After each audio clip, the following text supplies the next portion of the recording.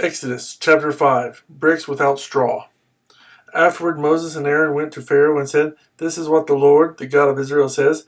Let my people go, so that they may hold a festival to me in the desert." Pharaoh said, "Who is the Lord, that I should obey him and let Israel go? I do not know the Lord, and I will not let Israel go." Then they said, "The God of the Hebrews has met with us. Now let us take a 3-day journey into the desert to offer sacrifices to the Lord our God, or he may strike us with plagues or with the sword."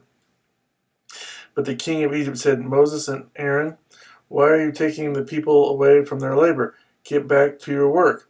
Then Pharaoh said, "Look, the people of the land are now numerous, and you are stopping them from working."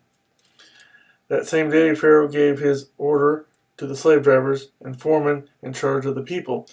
"You are no longer to supply the people with straw for making bricks. Let them go and gather their own straw, but require them to make the same number of bricks as before. Don't reduce the quota. They are lazy. That is why they are crying out, 'Let us go and sacrifice to our God.' Make the work harder for the men so that they keep working and pay no attention to lies." Then the slave drivers and the foreman went out and said to the people, "This is what Pharaoh says. I will not give you any more straw. Go and get your own straw whenever you can find it, but your work will not be reduced at all." So the people scattered all over Egypt to gather stubble to use for straw. The slave drivers kept pressing them, saying, "Complete the work required of you for each day, just as when you had straw." The Israelite foremen appointed by Pharaoh's slave drivers were beaten and were asked, "Why didn't you meet the quota of bricks yesterday or today as before?" Then the Israelite foreman went and appealed to Pharaoh, "Why have you treated your servants this way?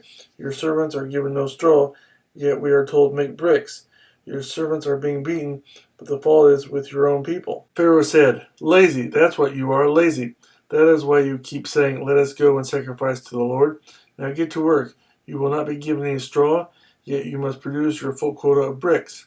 The Israelite foremen realized they were in trouble when they were told, "You are not to reduce the number of bricks required of you for each day."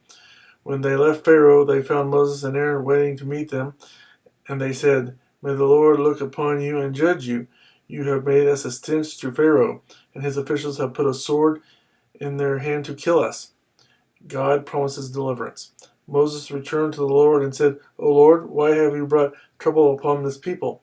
Is this why you sent me? Ever since I went to Pharaoh to speak in your name, he has brought trouble upon this people, and you have not rescued your people at all."